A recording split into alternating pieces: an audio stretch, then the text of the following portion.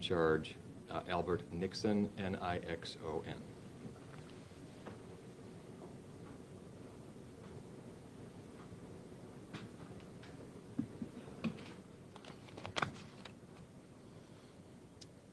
Hello, I'm Todd Inman. I'm a board member of the National Transportation Safety Board. As we reported yesterday, investigators from the NTSB arrived in Albany, New York Saturday night to do an investigation regarding a crash involving a Mitsubishi aircraft. We began the on-scene investigation yesterday morning. So before I actually go into the investigative update, again, on behalf of all of the NTSB, our sincere condolences to those who lost loved ones in this crash. It's truly a tragedy, and we hate that for the families. It's never an easy thing. So our thoughts are with them, very much so. Our family assistance group has been working to assist and inform the families and survivors. They'll continue the support throughout the entire investigation. Max Green, who's leading that, is with us today. In fact, Max and I just finished about an hour and a half ago a briefing for the family members of the similar information that I'll be briefing you. We want to go into a little bit more, since this is our second day of explanation of the NTSB's process and parties. We've been using this practice for about 30 years.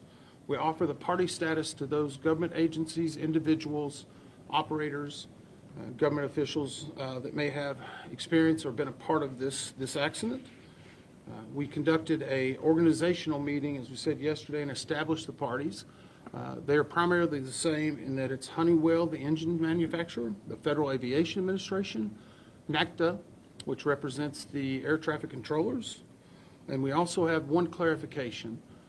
Due to the Mitsubishi aircraft being manufactured in Japan under the International Civil Aviation Operators, Annex 13, we offer accredited status to the Japanese Safety Board to be a party to this investigation, and through that accredited status, the manufacturer, Mitsubishi, will be considered a technical representative to the overall party structure.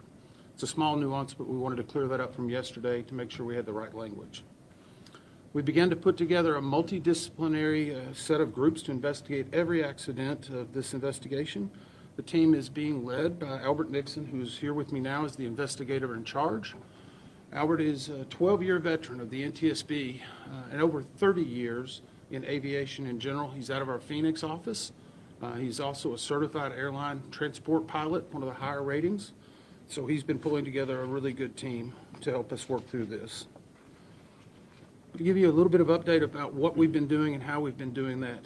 As of this afternoon, we've had our drone and UAS team in.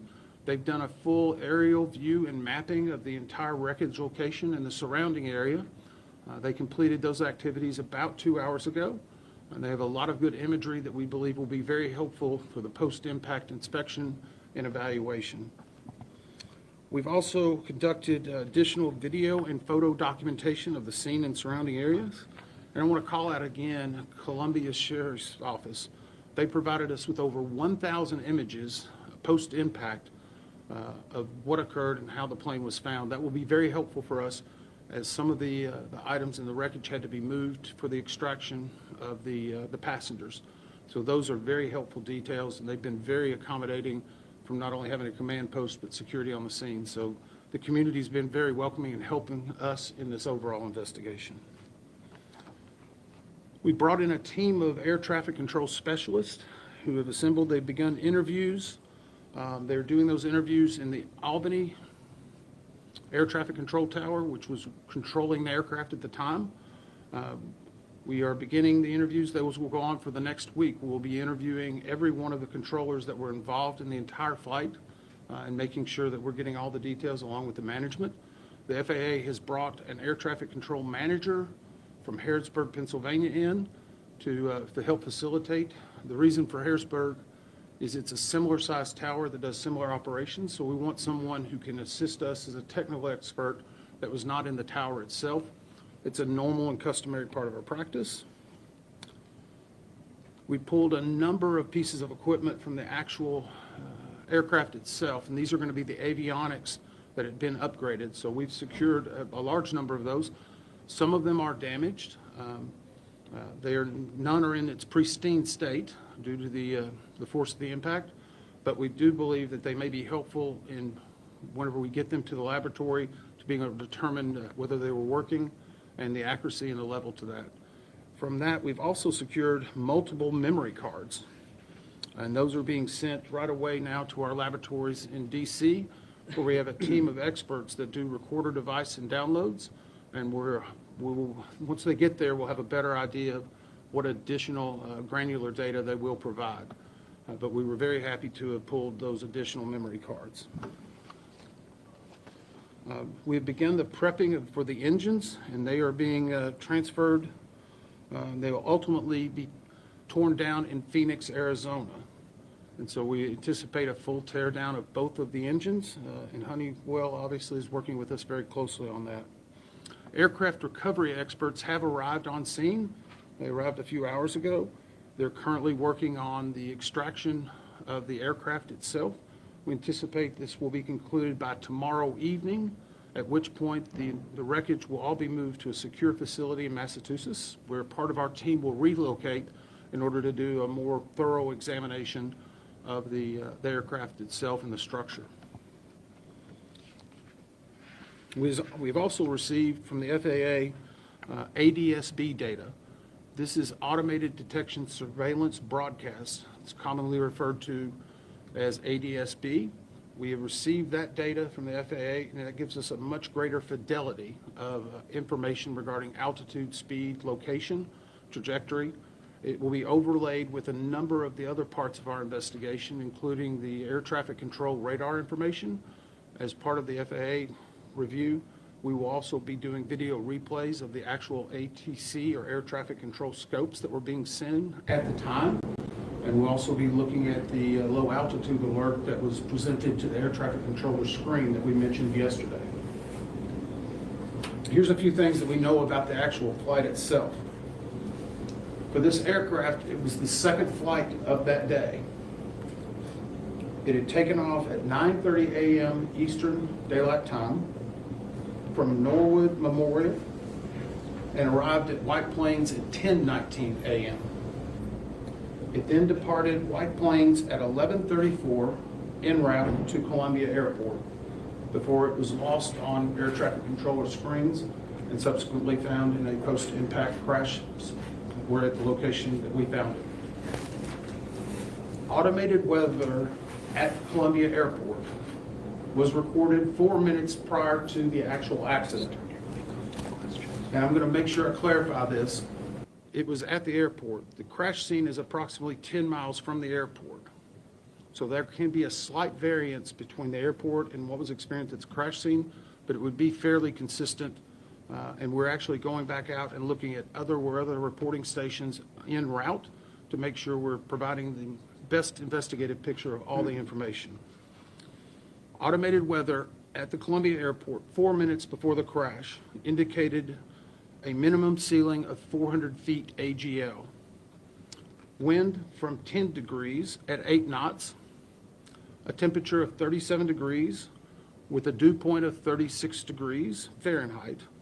Relative humidity was 93%. Now, what we can say is weather was at that time what we consider to be deteriorating. And I mentioned the ceiling at the airport being 400 AGL. That's above ground level. At 400 feet AGL for that approach at that airport, it would be the minimum for a landing under an IFR, or instrument flight approach. So at 400 feet, the altitude would be the absolute minimum, 400 feet ceiling would be the minimum for that type of landing on that approach at that time. We have reviewed some of the records regarding the pilot of this aircraft. And if you look at the Mitsubishi series, you may notice that this type of plane requires additional training beyond just a normal FAA private pilot's license. We're reviewing all details regarding that pilot and the licensing, all the inspections, all the check rides. But for this specific aircraft, additional training was required to operate it The training was completed and the pilot was proficient. It was completed on October 8th of 2024. Our teams have been working around the clock to try to gather this information and put together the facts that will help us determine what caused this accident and, of course, help prevent such tragedies from happening again. Now I'm going to ask if the IAC to come forward and tell you a little bit about some of the working groups that he started to establish that will ultimately lead to the investigative report.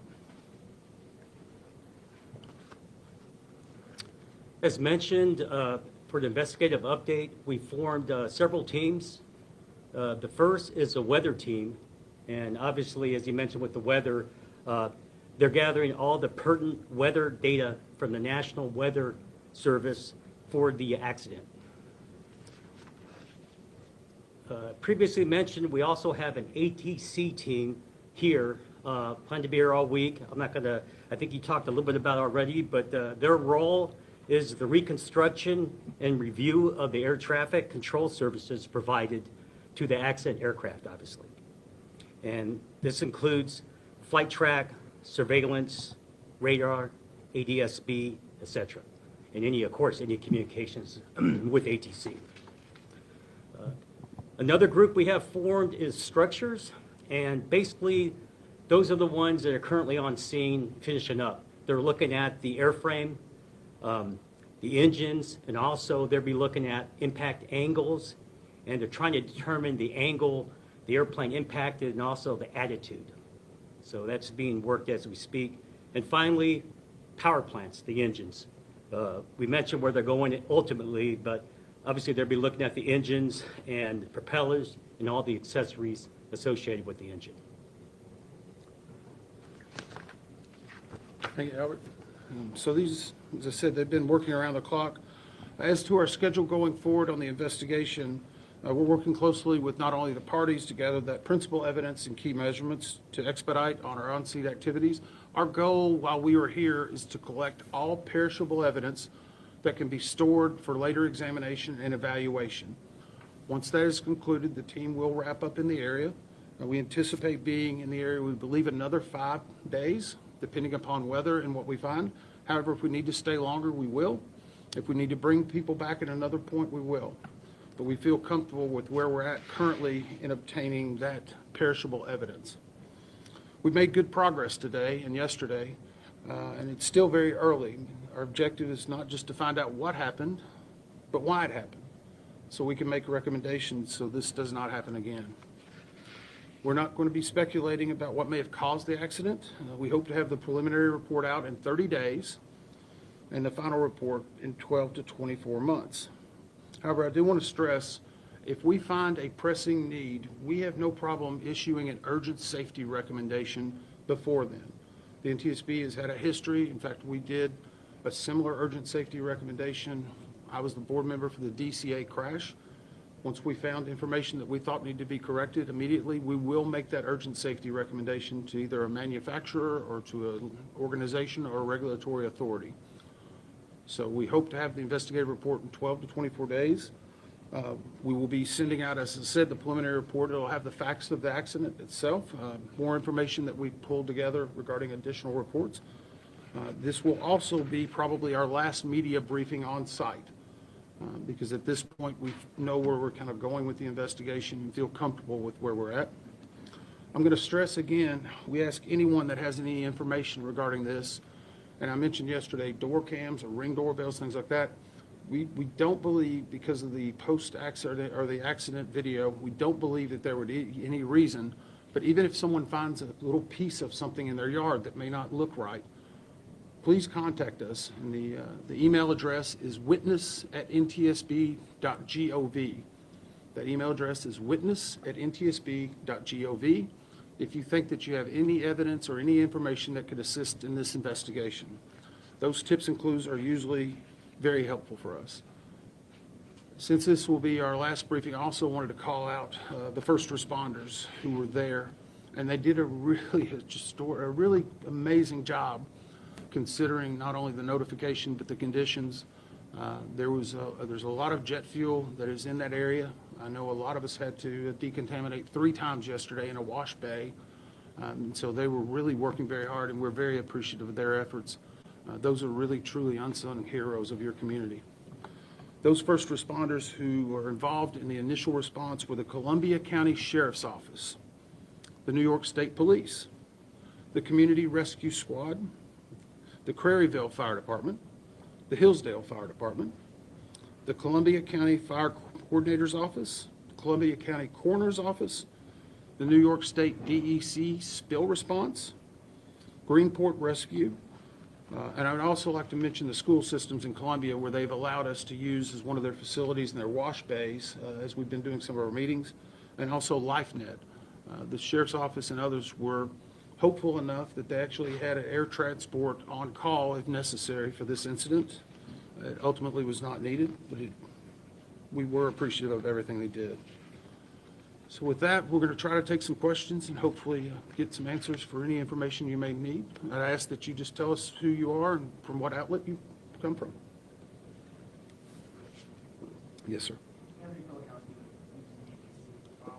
Last time about the airworthiness certificate that was first in 1985, and then it was updated in 1995. For our information, it's usually only done if there's something significant that happens, like a crash or anything like that.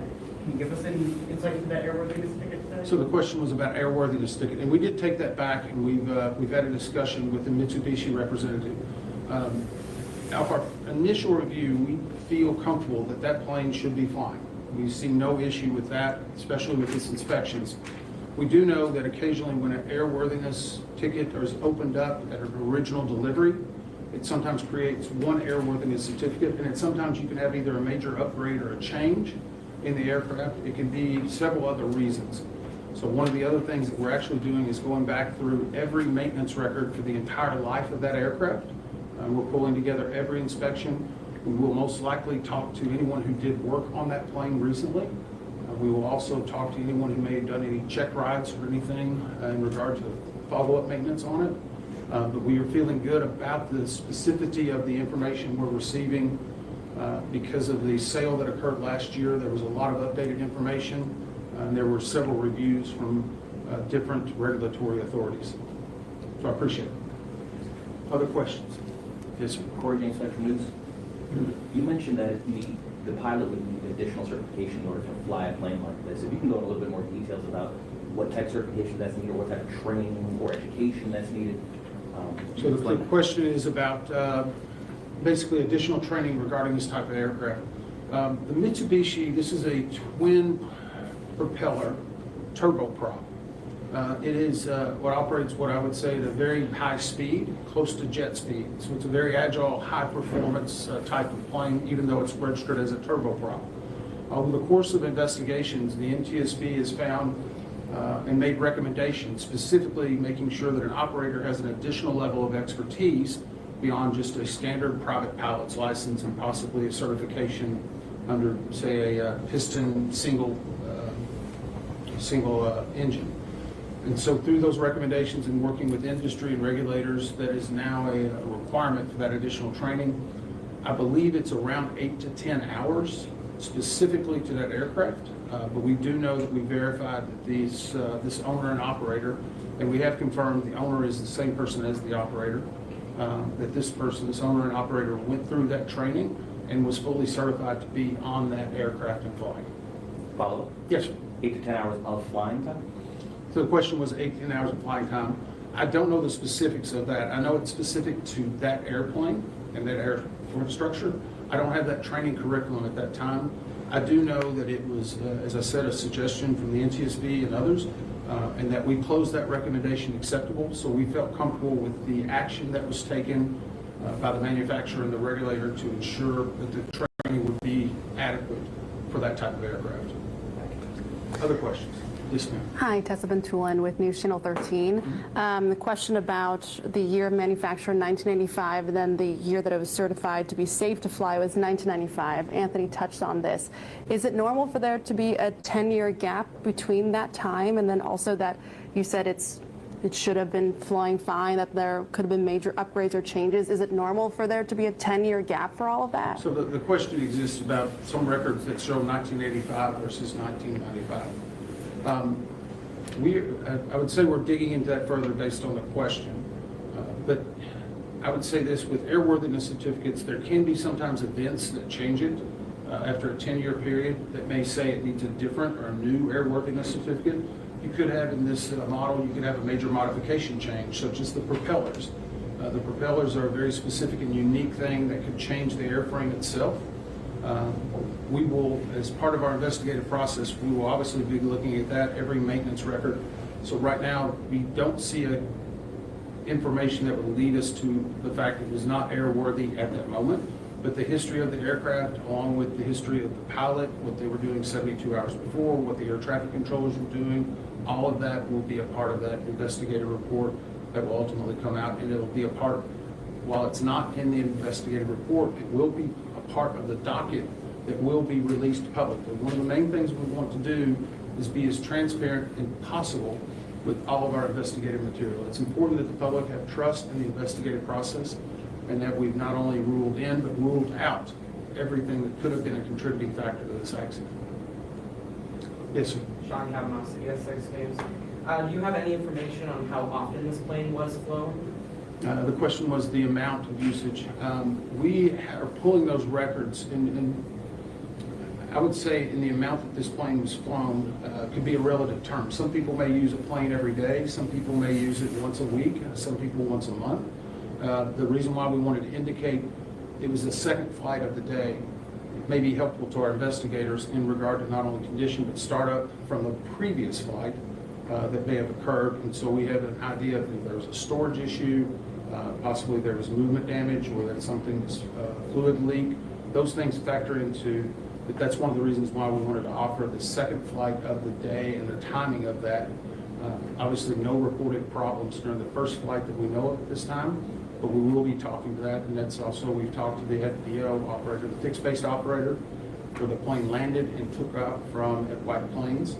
That is how we initially identified the 6 people that were on board from video of them actually getting on the plane prior to the crash.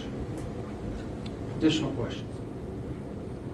A quick one here. Have you guys obtained any ring cam videos as of yet, or any sort of videos or tips from the public about this crash? The question was about additional videos or tips, and I don't believe so. I was looking at the IAC to confirm. I know we have had the one video we had from a general location. The way that works is whenever people reach out to our witness at NTSB.gov, there's a certain clearance process to make sure that it's valid information and worthy of ours. And I got to admit, 24 hours a day, it was a late night last night, it was early morning. So those typically filter to us from our response operations center, and there may be a little bit of a small lag time. I know the investigator in charge mentioned he's got about 12 phone calls to return just from this morning. So I don't know if we have anything yet, but we're very appreciative. It's very often that those tips are very helpful for us. They help paint a better picture. So that's the reason why we try to reach out to as many people as we can. I will again stress, we don't believe that there's anything based on the one video we have that there was any type of mid-air breakup.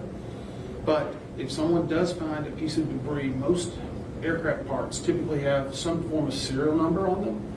If you were to find anything in that general area within a 5 or 10 mile radius as you're going through, I'll go back to the Alaska 1282 investigation we did with the door plug. It was found in someone's yard later that day. Those things you never can tell when they will pop up. So we want to try to get that witness at ntsb.gov email address in case someone would find something in the future. Last question. Anything else? Roger Henry, Gilson Times Union. The one camera, the images you have from that, would you be able to say where it was being shot from, and does it have like a wide angle, or does it just capture like part or the end of the impact? So the question is about the video again, and this was, it's an important part because it's helping us. Again, it was in a close vicinity of the crash. The exact frames per second, I would say, caused a little bit of a skipping. You can see the initial plane come into the frame, and then there's a good clear image of what I would call the profile, the full profile. If you can imagine seeing a picture of a plane on the side through a certain angle, you're only seeing that side. You're not able to see everything across it. So if you can imagine a picture coming across at a full profile, that lets us know, and that's the reason why we have a better degree of confidence that there was not some type of specific breakup. And so that picture actually helped us. And then from there, it jumps down into the impact. And the impact, of course, had a large amount of, I would say, debris that came up from it. So those are the specific frames that we're looking at. And that was, again, very helpful. The Sheriff's Office was able to give us, before we took off from DC Saturday night, they actually did a video camera with the video camera. We actually flew in one of our people from our CIO's office, an IT specialist, specifically to help us with this, but more importantly, they were at the location whenever we were able to obtain the actual master copy.